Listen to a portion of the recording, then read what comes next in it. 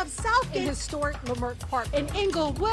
The morning anchor team from NBC4. If it's happening, we're there. We're in the curfew zone. Live from MacArthur Park. From the Pacific Palisades. Here at 59th and Orange. Everything you need, everywhere you are. We do it for you. 1 hour. News stories at home, The nation and the world. Is that a fumble or a first down? All right, everyone, huddle up. Here's the play. We pivot to the TCL QM8K, the ultimate choice. Okay, but our OLED. But your OLED doesn't pop in the sun, Doug. It's not bright enough for this room. What about the corner chair that no one can see from? Anti-reflective screen, ultra-wide viewing angle, zero border. Now any seat in the house is the best seat in the house. This definitely sounds better. Everything's better with the TCL. Ready?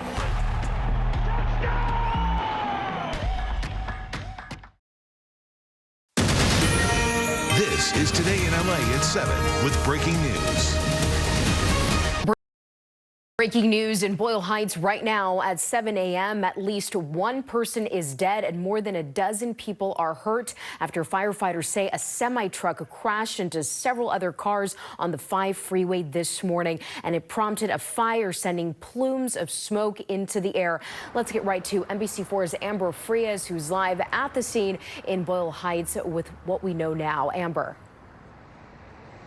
Hey, Camilla, good morning. Well, the scene is still very active. Emergency crews still on the freeway working to clear the cars that were involved in this crash. You can see the freeway going southbound here in Boyle Heights. This is near 4th Street, still remains closed at this time. Now, we have very little details at this moment of what led to the crash. What we know is that the crash was reported around 5 a.m. this morning. It involved a semi-truck and several other cars. We know 16 people were taken to the hospital, and we are told at least one person has died as a result of the crash. Now, this was a very big crash this morning. We saw one car catch on fire as a result of the crash. This brought out dozens of emergency vehicles this morning to provide this support. And like we've been mentioning to you, it also shut down this part of the 5 freeway here in Boyle Heights at this hour. Still closed right when you get to the 4th Street exit going southbound on the 5. Those lanes are closed. Traffic is being diverted out of the freeway. Also at this time, the connector to the 10 freeway here from the 5 freeway is also shut down and is expected to remain closed at least for the next hour.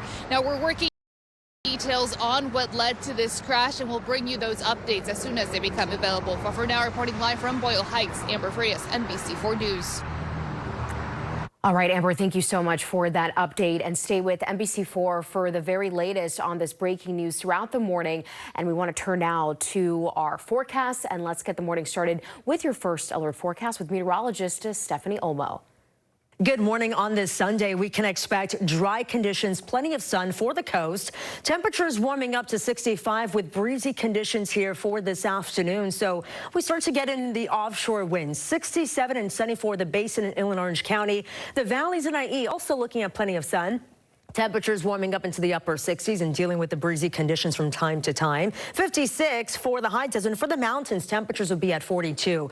We're tracking those winds. Today, a little bit breezy in spots, but certainly turning up as we head into Monday. So we do have a high wind watch that has been issued, goes into effect later on tonight. You see the areas covered, the Inland Empire, San Gabriel Mountains, the Santa Susana Mountains, and also parts of the Santa Monica Mountains as well. So we can experience gusts right around 45, even upwards of 60 miles an hour.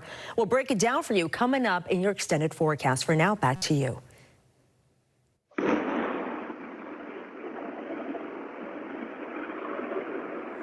A big scare for people in and around Castaic last night after a gas leak rocked neighborhoods.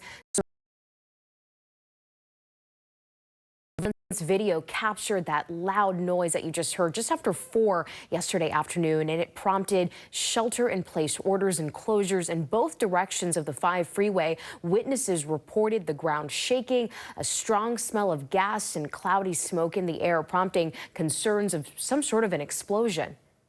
Everybody in the area could smell this large plume of gas. There was also a very large plume, looked like a gas cloud. And so that's why reports came in and they thought it was an actual explosion, but there was no explosion.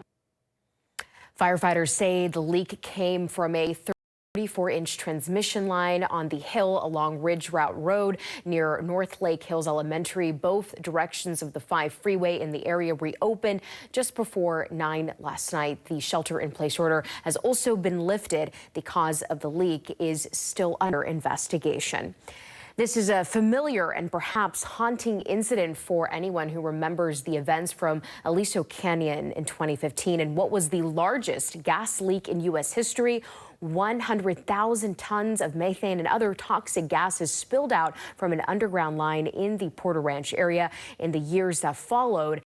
NBC4 reported extensively on the lasting impact to 35,000 people, including their health. SoCalGas and its parent company eventually paid billions of dollars in settlements.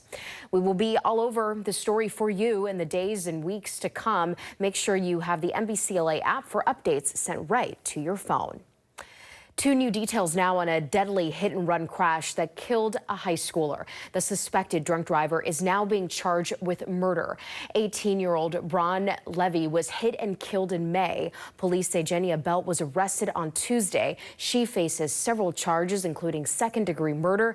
District Attorney Nathan Hochman and Bron's mother are set to speak out about the charges tomorrow. The countdown is on to the annual Rose Parade in Pasadena this week, and the final touches are happening today to make those floats come to life. Crews and volunteers have been working months to make the New Year Day show happen, and you can come view these floats before they make their way down Colorado Boulevard on Thursday. The event runs from 9 to 5 in Pasadena. All right, on this Sunday, we've been talking about here the several days of rain that we experienced here in Southern California. It's caused quite the impact across the region here. So I want to go over quickly and talk about the rainfall so far this December, where you're able to see a lot of the orange or yellow boxes for really the first 2 weeks or so. And it's because we had this big ridge of high pressure that pretty much did not move, resulted in dry conditions, sunny skies, and above normal temperatures. Well, we had just recently the Christmas storm that brought several days of wet weather. So that weather pattern that we experienced earlier in the month switched up a little bit here, significantly, as a matter of fact. And we had 4 days of rain for downtown LA. When you total all that up, it comes over to over 4 inches of rain, and that surpasses the monthly rainfall average of close to 2.5 inches of rain.